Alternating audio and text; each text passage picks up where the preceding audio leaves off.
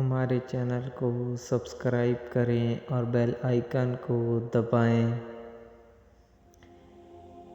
جنگ یمامہ مسیلمہ کذاب کے دعوی نبوت کے نتیجے میں لڑی گئی، جس میں 1200 صحابہ کرام شہید ہوئے اور اس فتنے کو مکمل مٹا ڈالا۔ خلیفہ اول سیدنا ابوبکر صدیق رضی اللہ تعالیٰ عنہ خطبہ دے رہے تھے: لوگو، مدینہ میں کوئی مرد نہ رہے، اہل بدر ہوں یا اہل احد، سب یمامہ کا رخ کرو۔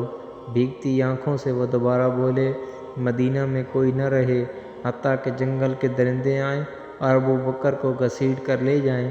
صحابہ کرام کہتے ہیں کہ اگر علی المرتضیٰ سیدنا صدیق اکبر کو نہ روکتے تو وہ خود تلوار اٹھا کر یمامہ کا رخ کرتے۔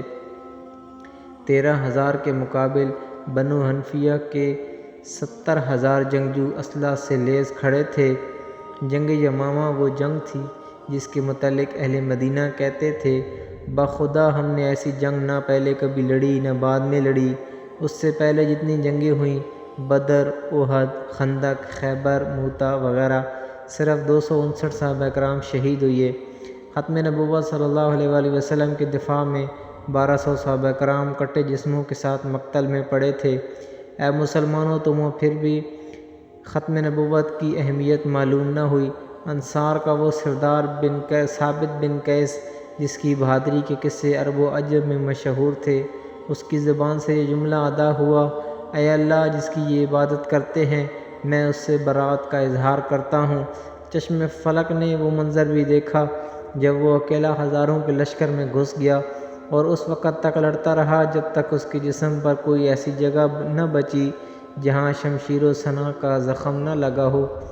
عمر بن خطاب رضی اللہ تعالیٰ عنہ کے بھائی زید بن خطاب، جو اسلام لانے میں صف اول میں شامل تھا، اس نے مسلمانوں میں آخری خطبہ دیا: واللہ، میں آج کے دن اس وقت تک کسی سے بات نہ کروں گا جب تک انہیں شکست نہ دے دوں یا شہید نہ ہو جاؤں۔ باغ بنو حنفیہ حدیقۃ الرحمن میں اتنا خون بہا کہ اسے حدیقۃ الموت کہا جانے لگا۔ اس باغ کی دیواریں مثل قلعہ تھیں، سامنے ہزاروں کا لشکر تھا، اور براء بن مالک کہتے ہیں: اے مسلمانوں، اب ایک ہی راستہ ہے، تم مجھے اٹھا کر اس قلعے میں پھینک دو، میں تمہارے لیے دروازہ کھولوں گا۔ اس نے قلعہ کی دیوار پر کھڑے ہو کر منکرین ختم نبوت کے اس لشکر جرار کو دیکھا اور پھر تنہا اس قلعے میں چھلانگ لگا دی۔